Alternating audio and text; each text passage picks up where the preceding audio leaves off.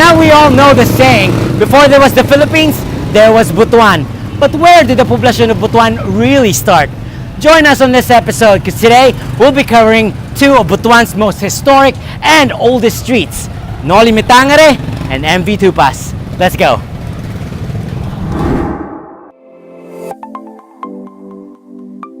How do you get around Butuan City? Well, you simply tell the tricycle driver the name of the establishment you need to go. But what if the place isn't that famous? And what if you're not from around here? Well, you of course tell the driver the street of where you want to be. And because Butuan is a highly urbanized city, around 300 plus square miles, there are a lot of places to get lost in. This is Timber City Streets, the show that gives me wood. Literally.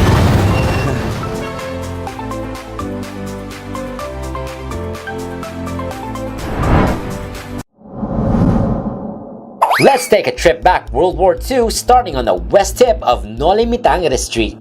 Agusan National High School survived the hostilities of World War II and was even an enemy war post until the liberation during the early 1940s. The school was closed on December 8, 1941 due to the outbreak of hostilities in World War II. Finally, Agusan High School was reopened on July 16, 1945 during the early days of the liberation.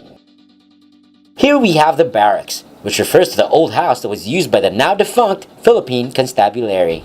Now at the rear of the school on Noli Tangere Street is what people refer to as the barracks, which refers to this old one-story house behind me. It's called that because it once housed the Philippine Constabulary.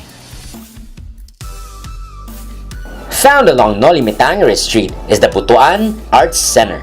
It's a newly created cultural hub in the city. The center offers regular dance workshops, Zumba, yoga, voice and piano lessons, studio rentals, and so much more. You could visit them for your artistic needs. Walking further east of Noli Tangere Street, let's enter a more ancient time in our past, a place when there was no Butuan yet, but there was Barangay Agao. Now there are 27 barangays in the poblacion of Butuan, and all of them equally old and equally historic. After all, they're in Butuan.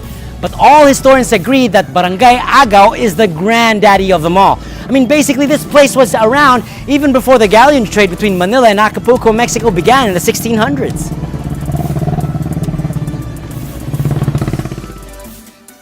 Barangay Agao is a small, mostly residential area near the Agusan River. Silongan Street and the other nearby streets are usually affected with floods because of the location. I walk this Noli Street on the Boulevard of Fulfilled Dreams. The Boulevard of Fulfilled Dreams is an historic place of Butuan City. Kay wapang Butuan, yaw na'y Agaw. On the Boulevard of the World. There's a marker where the history of Agao is written, which is located in front of their chapel of Immaculada Concepcion. On July 25, 1876, a request for transfer was once more drawn up, signed by Gobernador Silio Diego Rosales and 70 other principales y cabezas del pueblo de Butuan. In the document in the National Archives, Erección de Pueblos. In 1865, the former pueblo of Butuan, which was located in Banza for nearly 200 years, was forcibly transferred to Baag by Surigao Governor Manuel Boscasa. But severe flooding regularly occurred in Baag, can't tell. And the people could not engage in agriculture and cattle raising in that former site. Around 1877, the request for transfer was approved and site preparation commenced. By 1879, the settlement of Agao started in earnest, with the initial establishment of the Catholic convent. Agao became the core settlement to the present-day urban center of Butuan City.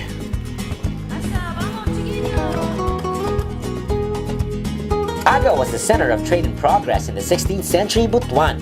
The means of transportation before was the Agusan River, and to travel on it was the balanghay boats. Trade was facilitated by the Agusan River, which starts from the mountains of Compostela Valley and meanders along the 190 kilometers before draining in the Butuan Bay. This is really what makes Silongan Street and Noli streets different from the rest of the streets in Butuan City. They're close to the mighty Agusan River. Maybe I should take a ride on the pump boat. See what it was like for the ancient Butuanans to ride on their balangays and the trade they did with the Chinese or the Cambodians.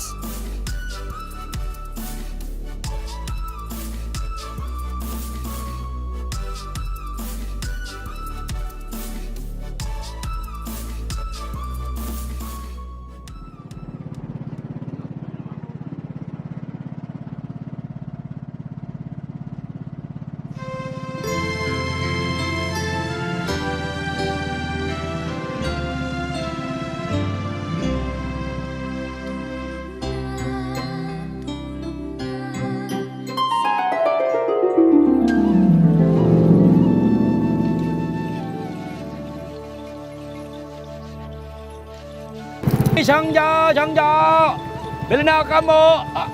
You want phone? You want phone? Papi, DVD. Xerox copy, notarize. I can notarize that. Bili na kamu, bili na. Ni Sangja. Tama na, ni Sangja. Mari ka doon, bunsin sila. Ada je main na la. Ada. Ikaw pare, gusto mo bumili? Baka ikaw? Marami dito! Bili na kayo! Bili na kamo!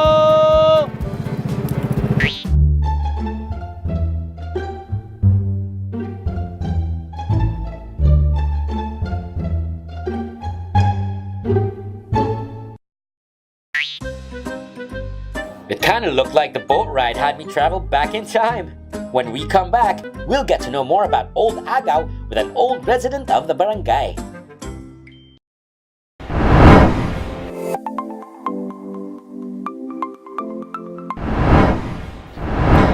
This is Mr. Ramon Dodong Kupay, who's been living all of his life in Barangay Agaw. According to him, Agaw means higher terrain. However, the word Agaw also has another different meaning other than just high ground. May ngapon, best friend Dodong Kupay. May hapon po. Karon, Sir Dodong, kabalita ko diri sa Butuan, kanig yung wala pa'y Butuan, nanay Agaw. Nanagid agaw. Ano sa may historya ng Agaw, Sir Dodong? Ining agaw sa mga maas tong una sa akong lolo. Mag-iagaw mga tao, tapos igagaw ba? Mo ba? Oo. Amo rin, gikan Agaw. Oo, manang agaw. Mo saan siya ka lugar kadugay? Parang ila juboy, manang agaw. Para sa tulay. Kalibat tong kalo, diya. Kalibat iba doon so, diri. Muntilya, dito. Wow. Mana siya ang mga kuan, gitawag nga agaw.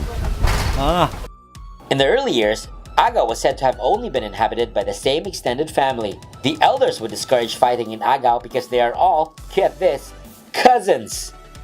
Imagine living in a barangay where everywhere you see are your first cousins, second cousins, third cousins, and first cousins once removed, first cousins twice removed, second cousins once removed, maternal first cousins, paternal first cousins, and cross first cousins. Wait, what am I talking about? Why am I naming the types of cousins? Well, so people can just call each other Gaw or Agaw. Thus, when strangers visited the barangay, they just called the place, what else? Agaw. Unsay mga memorable ni mo na naitabo adiri sa imong kinabuhi? 1960s, Sa may naitabo sa 1960s? pagbaha. Dako kaya nga baha. Suday dami ang sa Dodong. Musod dito ang lansa sa syudad. Speedboat musod. Panahon sa laging na. Mo to ang pinakadako nga baha. Diri gid man kaning lugar na ilalom gini siya. Kay diri tagaliob ginako. Man, okay ra mga tao diri adto. Buhi kay mga tao Gamay ganahan, kay gamay pa may tao. Man, kaning lugaran ni kung asa na tong likod ingon nila eskwelahan daw nito una. Kuan man ni 70s naman ni eskwelahan. Kani siya 70s naman ni. Kuan ay padji na sa akong tiyo. Si Manuel Yap. Manuel Yap. Gibali siya marag barangay captain ba? So, Sir Dodong, naman na hospital diri na before pa sa World War II. Naalagi sa likod na, kanang likod na to. Napabilin dia kasi tiktan.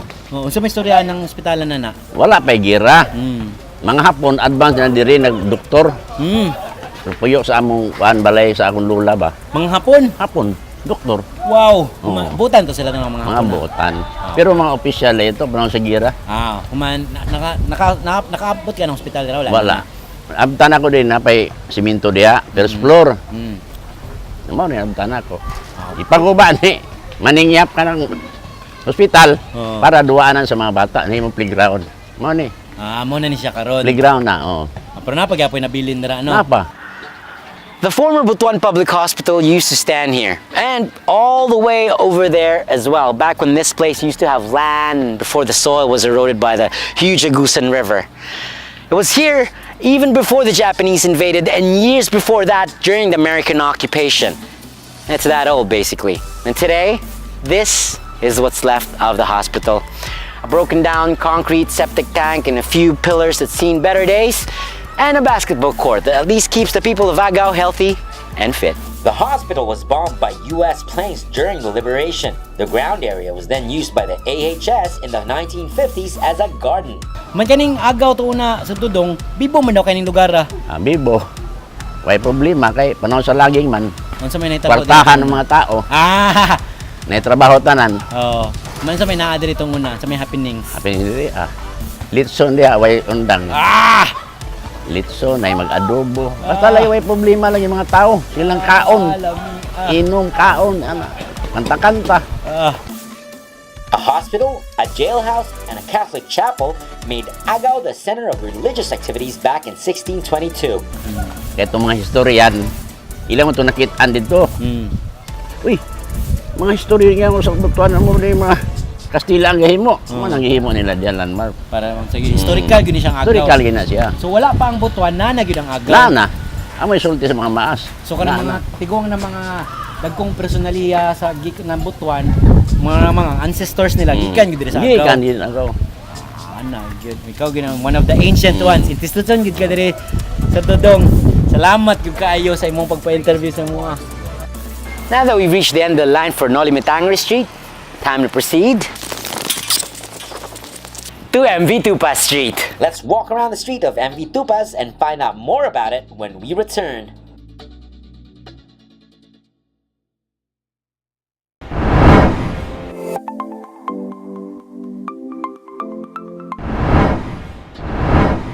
MV Tupaz Street, named after a former Butuan city councilor, was formerly called Silongan Street. Silongan was an ancient hero who used to live along the river with his tribe. The street is mostly residential, thus it's quite quiet, and it's close to the Agusan River. From north to south, the street adjoins with San Jose Street, M. Carlos Street, Mabini Street, Gomez Street, Lagnada Street, and T. Sanchez Street. Because MV Tupaz Street is part of the old poblacion of Butuan, you can find a few houses there that date back from the 1940s or the 1950s. Along MV Tupaz Street is the abandoned and unfinished Our Lady of Lourdes Hospital, which is also supposed to be a medical school. It was abandoned when funds were running out. At least no ghost had time to settle in. This is the House of Tupaz on MV Tupaz Street. It's been here since the American occupation and was used by the Japanese as their headquarters during World War II. It was mostly destroyed but then fortunately renovated when a bomb fell on the street during the war. Occupation of the Philippines occurred between 1942 and 1945, when Imperial Japan occupied the Commonwealth of the Philippines during World War II. During the Japanese occupation of the Philippines in World War II, Butuan was razed to the ground when the guerrilla forces attacked the enemy garrison during the middle of 1943. In 1945, the Philippine Commonwealth troops in Butuan, together with the reorganized guerrillas, attacked the Japanese forces during the Battle of Agusan on October 20, 1948. Still recovering from the war, the entire municipality was ruined by a fire. One person who lived through World War II as a child happens to live on MV Tupaz Street. This is Mr. Bautista Calo, and this is his account about the war. Now it's much better kaya bombing sa Pearl Harbor. Pag ko sa Pearl Harbor, immediately mag-quit kami sa paro. Actually, at that time, may kuhan ko kay bata pa mo lagi, una-una. Maliwala ka ito nga kuhan ko. Na-realize ko lang ang kuhan itong naanay mga hapon din sa Butuan, kapisyon. Kanya kami ito sa Amparo, Ibakwit. Pero ang kanino na ito kaya merong mga occupation po sa magpupun din, mga ayong klasan. Itong katapusan ng mga mal dito, silian mo siya. Kaya kung siya, itong nagdada din nga apong primero, matod niya, ito siya sa kawangan ng Amerika ka-eskwela. Classmate niya sa MacArthur. Pero napurihan siya sa mga salbahe, sa mga kaso. Palming lang, dalo-dalo, ng mga puwangan ng gulayon. At least nakatabang sa mga supply, ika-supply namin sa mga girilya. Itong puwan, usually itong primerong approach nila maayo. Ang katapos ng Ilislian man, amat mga buntas, mga salbahe, sa mga kapon. At natin tayo nga, gila ko para kung ginikanan ito sa bakit ng place. Akong amahan, gila ko, mga dako yung soon, magwangan. Ang kuwangan, istorya din nga, gikan sa Kiyosko, pingon sa nasipit, iguyod sa kuwan. Tak, silang tulo. Mga watay yun. Mga every Saturday, mga silang pasiyo. Kung nasa naman, titenon, kaya naman sa ibaboy sila. Kanya, manguli sila. Pero kung during ko, yan kayang dito sa Agusan River, na may kamalig nga buha sa kumahan. Para mo nga kay nag-organize mo ang guerrilla movement ng Alcoyson, Juan Carlo, Captain. Mga donations sa mga kuhan butang dito. From January, Monday to Friday, butang mga stock saging, so lang. Pagka Friday afternoon, nintihan pa kayo, kung musul hapon, musul pagkuhan. Pag standby sabi dito, pahingin-hangin sila. Pero at that time, mga tao na maglimpia sa mga kasingan, mga guerrilla. Actually, ang akong isuon, Juan Carlo, considered siya local bayani, local hero. Napulani akong original nga doon nga member sa commando unit ang kuhan nila under Colonel Syrian Colonel Colonel magpenetrate sa enemy kuhan concentration camp. So every Saturday, Saturday magdala siya mga saging yung sa provincial jail diyan at kuno. Ihatag niya, ibaligya, pero actually ihatag mo lang nito para mga Amerikan. Pag itong akong isuon, nga sa mga Janggalo, usa siya nga nakapa-talbang pag-escape, kaya lang yun. Mga sakop niya, mga Butuan nun, ayaw ginagawa nila, coordination. Tapos ng gira, liberation naman, mis balik po eskwela.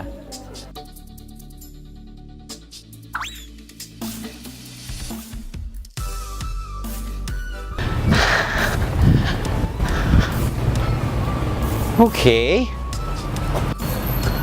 I guess this must be the end of Tupaz Street. So where is it? Hello? What's this? Datu Silongan was one of the tribal village datus along the Agusan River. He was of Tausug origin, as his family came from Hulo. His brothers were also village datus along the banks of the Agusan River. Among them, Datu Kulambu, the chieftain who welcomed and entertained Ferdinand Magellan when he arrived at the mouth of the river in 1521. He was the first hero of the Philippines way back in the 16th century.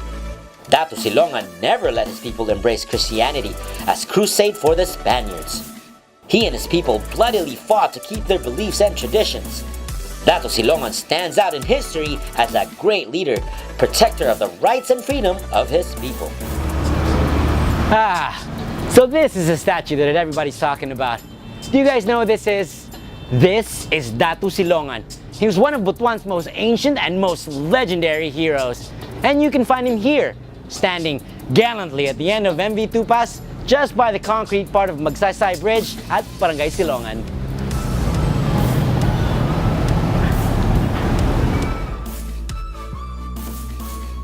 Noli, Tangere, and Tupaz streets aren't the only streets that are part of ancient Butuan. there are actually a few more left to discover, and frankly, these places need a lot more recognition. And the fact that Butuan began from a small place like Agaw and it grew to what it is today is simply quite amazing. And before we go, the MV in MV Tupaz stands for Mateo Villarreal. And now you know. See you next week for another fact-filled episode about our streets here in Butuan.